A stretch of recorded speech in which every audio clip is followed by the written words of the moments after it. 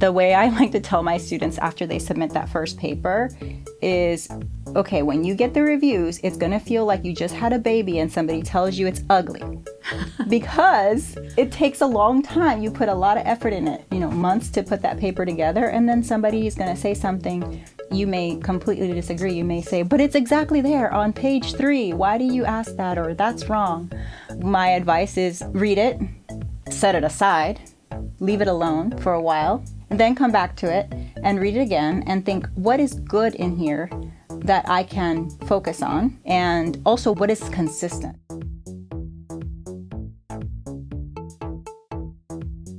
Welcome back, Wolfpack fans. Today's episode, we are joined by Dr. Maria Mayorga, a professor and director of the Operations Research Program at North Carolina State University. Her discipline is industrial and systems engineering, and her research has interests in health systems, engineering, personalized medicine, and she is widely respected for her contributions in both teaching and impactful research.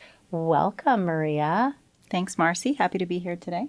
We're really happy to have you. We met years ago through a program called Bridges, which is a leadership program. And you told me you're just going next week to another leadership program. So hopefully you're going to share lots about being a wonderful leader today.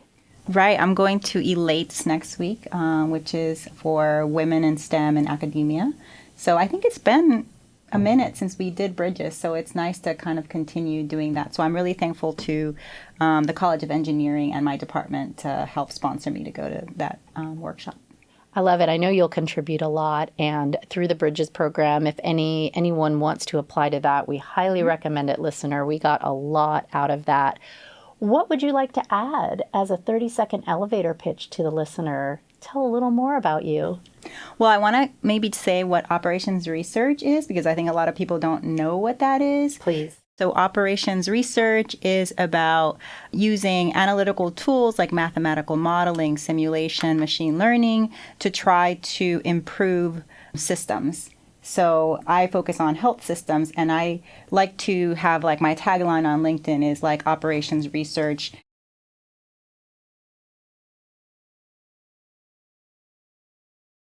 It's really cool that we can take our skill set and apply it to what we're passionate about. And I think through operations research and industrial engineering, that's really possible because we kind of touch all different industries.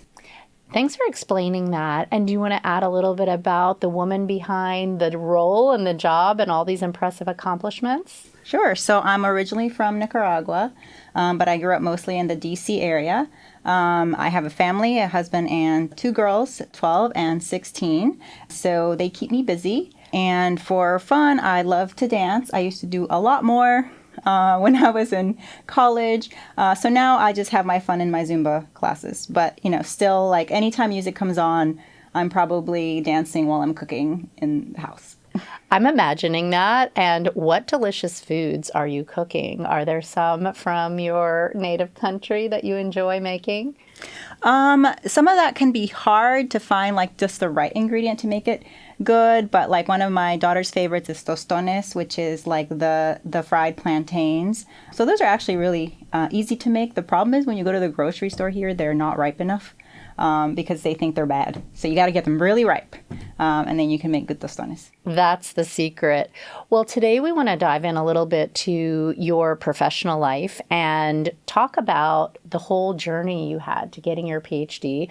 I love that you talked about how the impact is important and it ties to your purpose.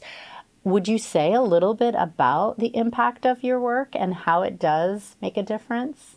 Sure. So in health systems, I try to focus on, I like to say, problems that are in medicine but cannot be solved by better medicine, if that makes sense. So for example, I do a lot of work in colorectal cancer screening. We know the cure for that. And we actually have very good recommendations that if they're followed would prevent a lot of cancers, but people don't follow them.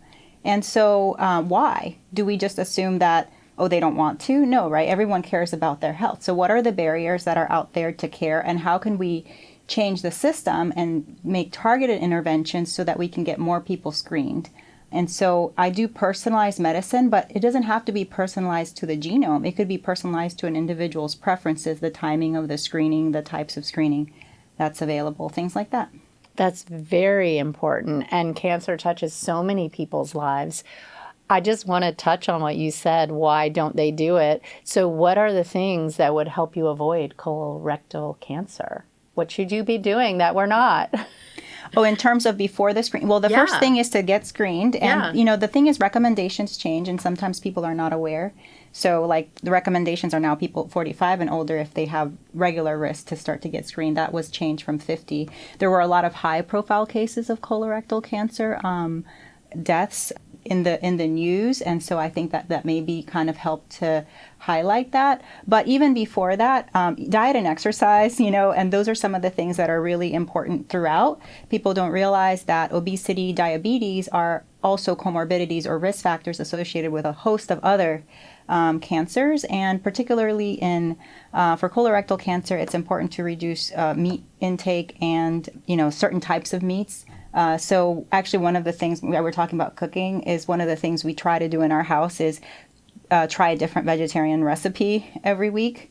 And that's been challenging and fun, right? So then we just have a couple of cookbooks that we try out. Sometimes they're not great and sometimes they're really good. So those are just some of the things that people can do way in advance, long term to prevent it. But then if you follow the recommended screening, then everything should be okay, because with colorectal cancer, the screening itself, if you do a colonoscopy, is also the thing that will remove the precancerous polyps, and then you don't get cancer in the future. Well, good to know all that. And I did see something, and maybe this was just something I saw online. So now that I have an expert, I'm just going to ask. So getting your steak rare is worse for you? Have you heard that? I don't know. I haven't heard that. Okay, good, because I like that. Oh, I think you're thinking about what they say is that, a lot of things cooked on char could be a problem. However, I think it's all about quantity and moderation. And so I still eat steak. Yeah. I do eat it rare, but I don't eat steak every day. Yeah. Yeah, so maybe just the moderation. Okay, good to know. As you were going through your PhD, you had some challenges along the way. Will you describe that whole process? Yeah, so I started my PhD at UC Berkeley, and that's far away from home because I grew up in DC and then I went for my undergrad in DC as well. So it was a huge change and it took some getting used to, but I ended up really loving it there. And I found my advisor. I had passed my qualifying exams, did all my coursework, and then my advisor told me that he was going to be moving to the University of Michigan. I had gone to California because I didn't want to be in the cold. So that I really had to think about it, right? And so these are the days before Zoom. We would use Skype sometimes. But I also knew my advisor, and I knew that when we were speaking, he was much better one-on-one, in person, and it would be good to be near him to be able to progress through my PhD. So fortunately, I was able to follow him there. Berkeley had a rule that, as long as you were done with all of the requirements, like I had to TA, you had to do all your coursework, you didn't have to physically be there and still be enrolled. And so that's one thing is, first we need systems that support things like this. So I didn't actually transfer to Michigan. I was a visiting scholar while I was there. And it was hard, of course, adjusting. And I did lose some time because there's a move involved and kind of the restarting of the research. But it was really a great opportunity because I was in the engineering program at Berkeley, and at Michigan, he was in the business school.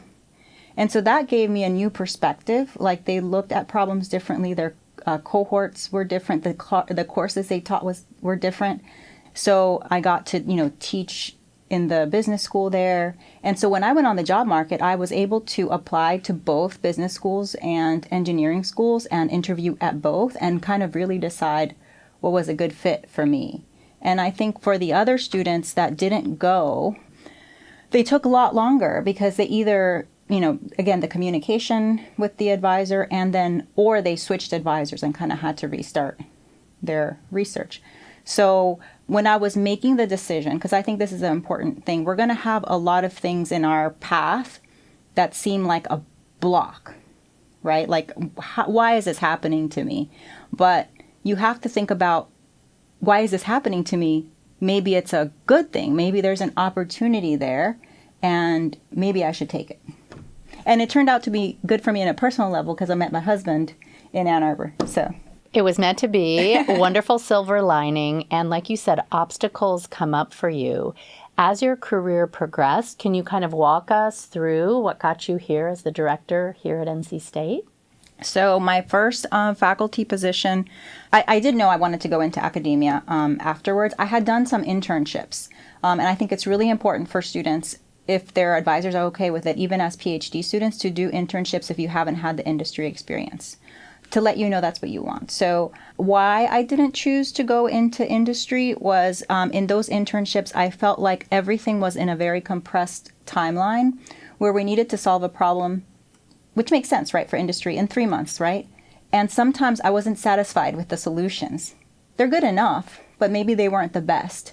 Or now we're on to the next problem.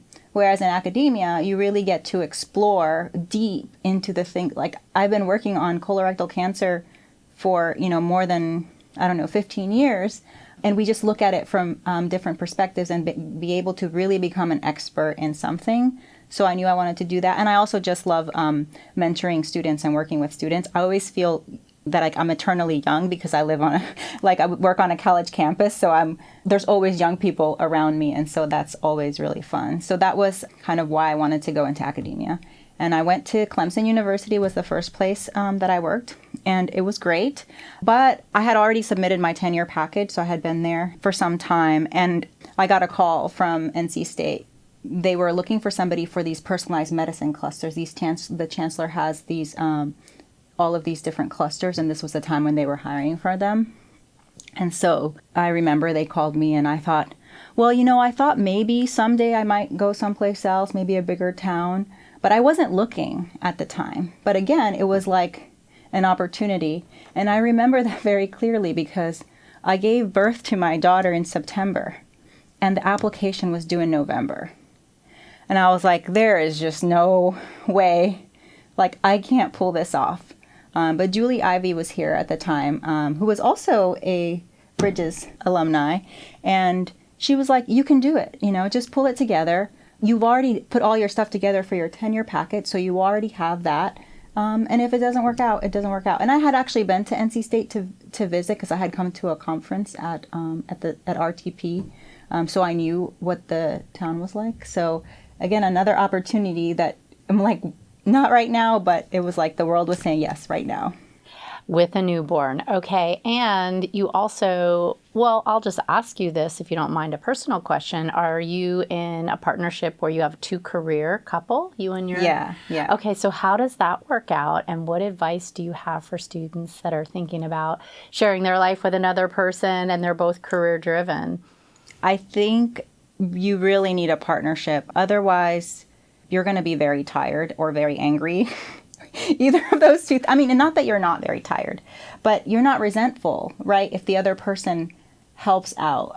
So I think of course, it's not the same, right? Moms have potentially different duties than dads, but I think it's a conversation that you need to have. He was always very supportive. Like when I was finishing writing my dissertation, he'd be like, eat. Take the vitamins, do all these things. And so you should probably look for a partner who's going to be very supportive and communicate. Sometimes I still am learning, right? For example, he was like, why did you just wash the dishes? I was going to wash them. And I was like, well, they were sitting there for a while. He's like, well, just tell me then, and then I'll take care of it. So it's more like just communicate. And that's, for every kind of relationship, but especially important in those partnerships. Yes, that's a big move for you coming to NC State. And as you progressed and moved on and you were promoted to new roles, new responsibilities. So it sounds like that partnership is even more important now. Yeah. Yeah. And sometimes it gets more to be like a logistics thing. Like I joke with my family that I think we basically have meetings about this kind of on the weekends where we look at our schedule and it's like, oh, oops, nobody's going to be there to pick up this child from this thing. So we better, rearrange some things or call someone and get help. fortunately, once you start your job, you will earn some money, and you won't be eating ramen noodles every day. And, get help. So we have people that come walk the dogs. We have people that help with other things. So don't feel like you have to shoulder everything, but keep the things that are important to you. I would never have someone cook for us, for example, because that's one of the things that we enjoy doing together. But other people, that might be exactly what they need. That's good advice. Just what's more important to you? What are your values? So as we think about the research world, let's look at rejection, especially with grants and publications, and sometimes that can be really hard. How did you handle any tough feedback you got in your career? Yeah, and it's tough, and you get it. You continue to get it. It doesn't go away because you should be challenging yourself. So you're applying or doing things that are more difficult. In fact, if you're not getting a rejection, you're probably not challenging yourself enough. So that's something to think about. It's hard. The way I like to tell my students after they submit that first paper is, okay, when you get the reviews, it's going to feel like you just had a baby and somebody tells you it's ugly. Because it takes a long time. You put a lot of effort in it, months to put that paper together. And then somebody is going to say something. You may completely disagree. You may say, but it's exactly there on page 3. Why do you ask that? Or that's wrong. So I think my advice is read it, set it aside, leave it alone for a while, and then come back to it and read it again and think, what is good in here that I can focus on, like good advice, and also what is consistent, because for papers you'll have multiple reviewers and you are trying to find what is consistent between them. And that means that's the thing you really need to tackle before all other things. And then the other thing is that even if you think that it's already answered, you must have not written it in a way that they could see it. So how can I reframe? How can I highlight? Can I show this in a figure instead of a table? Like sometimes it's as simple as putting all things in a table so that they're easier to find, doing that. And then be very careful. I draft my response document before I make changes to the actual journal paper or the proposal, because that gives me a guideline as to what I'm going to do to make the changes and whether it makes sense altogether, because I might start changing one thing to address one reviewer and then realize the other reviewer actually liked that part. So that's another thing. And then always be very courteous in your response. A lot of journals are double blind, not always, but there's no reason, even if they were not courteous, you should always be courteous in your response. You never know, who's going to be reading it, what kind of mood they're in when they're going to be reading it. So you don't want to just kind of shoot yourself in the foot by saying, oh, no, that's a dumb thing you're saying, so I disagree, and I don't have to make any changes. I don't think that's going to work. No, it doesn't work. And I think, like you said, just being polite, they say you get more from that. And I agree with you. So as we think about your role as professor and mentor, what do you see as some of the hidden challenges that your students are facing? What are they struggling with? I think it is sometimes hard to get that constant feedback, right? But that's our job because we're coaching you.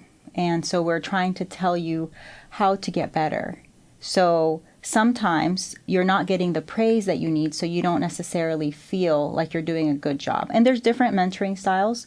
And so maybe not everybody is good at telling you when you did something good before they go on. So usually I try to say to the student, this is good, great job, keep doing that, and then here's what we can do next or improve. But I may forget sometimes, I may be in a hurry, but so know that it doesn't mean that you're doing bad things. And if you're not sure, you can ask that question. I think maybe some of the challenges is that the students don't know when they can ask of their professor things. You can ask them, can you tell me what you think I'm doing correctly that I should keep doing? Or in the opposite, if you have an advisor that's not giving you any feedback, then you should probably ask them, what can I do to improve? So it's just hard to be constantly getting that feedback. So I think students need to have an outlet outside to be able to recharge. I did a lot of running when I was in graduate school. It really helped me clear my mind. So whatever that is. Maybe it's playing video games. I don't know. Everybody has their own thing, but whatever can kind of take you away from it, you recharge, and then you can kind of come back to it. And you've got the dancing now, so that's important. You got to do things for yourself. Well, we are at our final question, Maria. This is our time machine. If your future self, let's say 10 years from now, came into this room and could encourage you about the work you're doing, what would you like to hear? Oh, encourage me. Yes. Oh, okay. I was getting that question wrong. I was thinking what would I tell the students now? Oh. Yeah, you get your future self 10 years from now just pops in the room out of the time machine and is here to encourage you, because I'm imagining that you're at a place where you could use some encouragement. Yeah, thanks. I think probably slow down, enjoy the moments. I look back and I think, wow, my kids grew up so fast. Instead of wishing that they would hurry up and get out of the diapers, I should have just enjoyed that moment, but it felt so hard at the time, right? So at the same thing right now. So probably just to sometimes slow down and just be in the moment.